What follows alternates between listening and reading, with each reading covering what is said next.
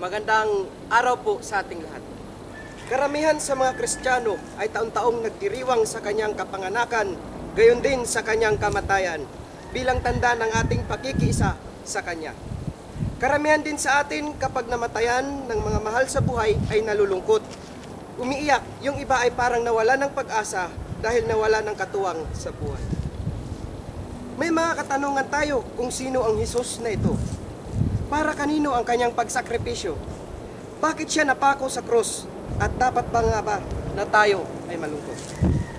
Narito ang kanyang sinabi mula sa Ebanghelyo ni Juan, "Nauhaw ako." Ito ang pangalawang salita na kanyang binitawan bago pa siya nalagutan ng buhay. Kung mapansin natin, nagrabe ang kanyang paghirap na dinanas mula sa pagpasa ng krus.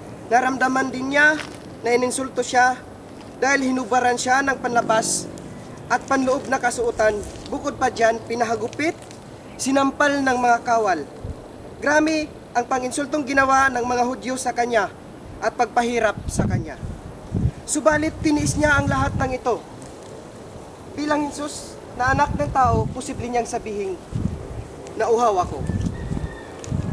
Posible niyang sabihin, nauhaw siya, una, sa tubig. Dahil sa hirap at sakit at pagod na kanyang katawan, nauhaw siya dahil hirap na siya sa kanyang kalagayan.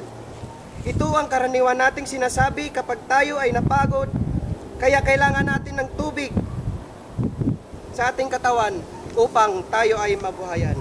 Ganon din si Jesus, posibleng humihingi siya ng tubig dahil siya ay pagod na pagod sa kanyang kalagayan.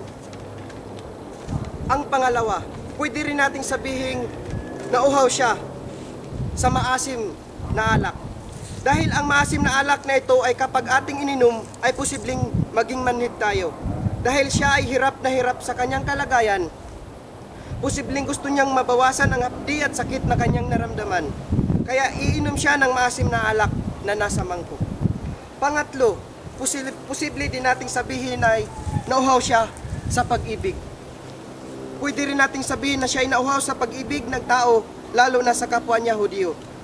Kaya siya humantong sa ganong sitwasyon.